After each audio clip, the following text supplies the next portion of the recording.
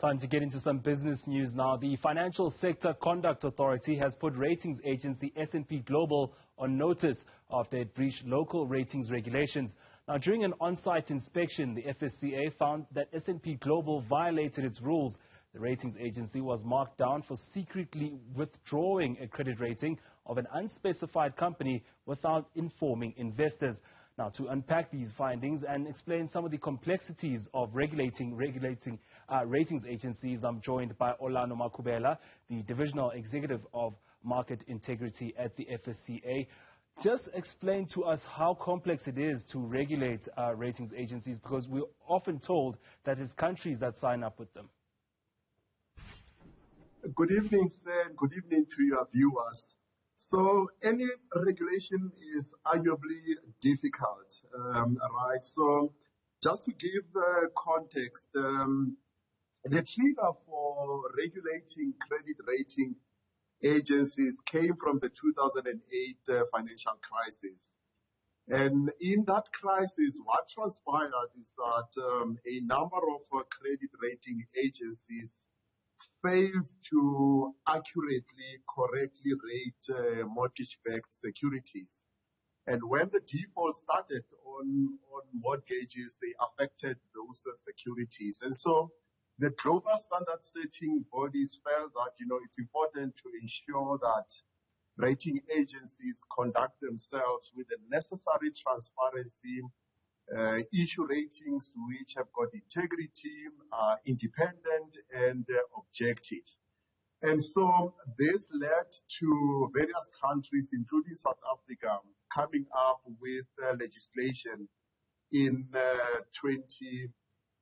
2011-12, which put in motion how to approach rating agencies. And so the legislation provides for various provisions in terms of how rating agencies should conduct themselves, the various internal systems they need to have, and empowers us as the regulator to check on those various requirements. Now, Olano, S&P Global withdrew a company rating without informing investors. Firstly, please explain how serious this offense is and why it would disadvantage investors.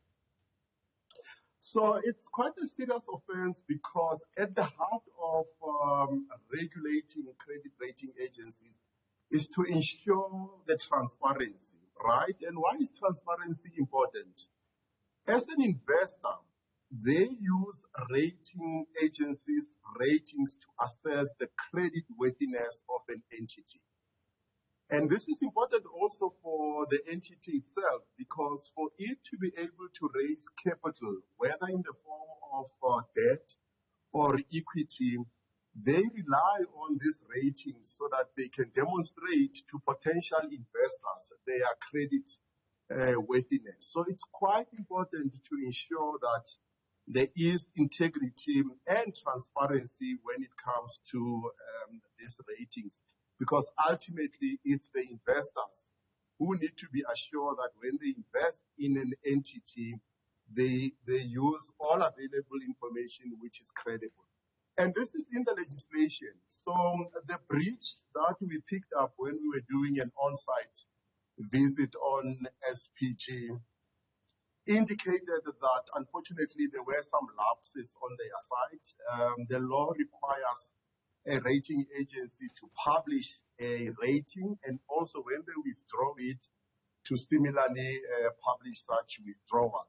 And unfortunately, SPG in this case didn't do so, and hence the regulatory action we undertook regarding them. So it's quite serious because it does affect the transparency of such ratings. But having said that, they did rectify, unfortunately, the breach, and also the breach didn't necessarily result in any entities or individuals losing money.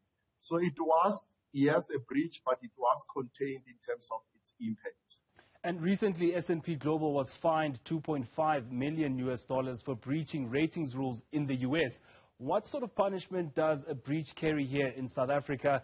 And could a ratings agency be blacklisted for multiple offenses? So on the first part, the law does empower the FSCA to impose penalties.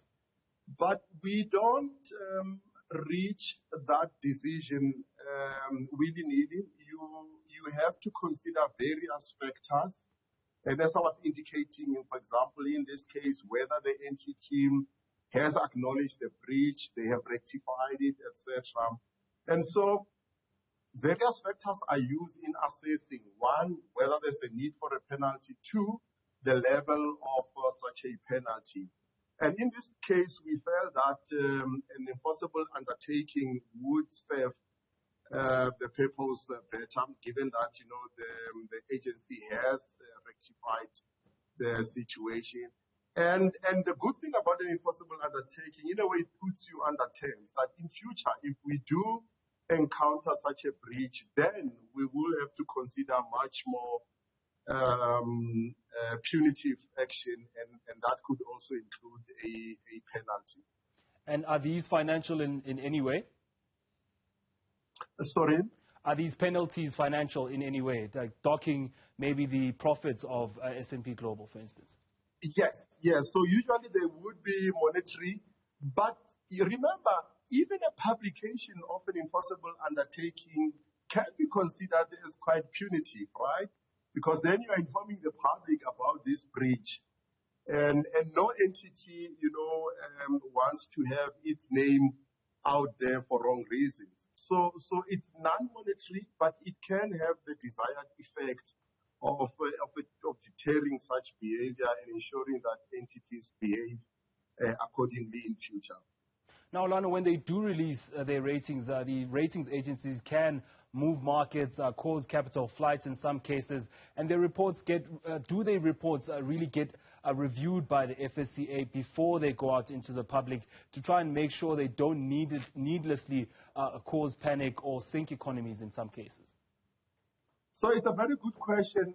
No, we don't necessarily review the reports themselves, but we do review regularly the methodology in compiling those reports. And that's quite important because, as an example, we require the agencies to provide us on a quarterly basis with the opinion coming from the independent board members. And those opinions specifically relate to the methodology and their approach to how they get to the ratings themselves. So no, we don't necessarily, review the actual ratings, but we do interrogate quite extensively the methodology behind those ratings.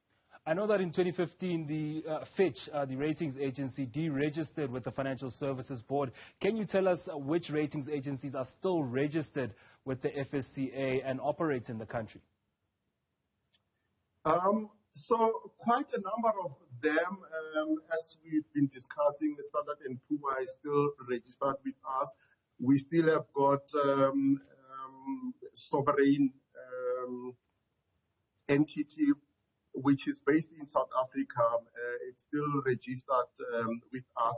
So a number are still registered with us, except, of course, for Fitch, which you have mentioned.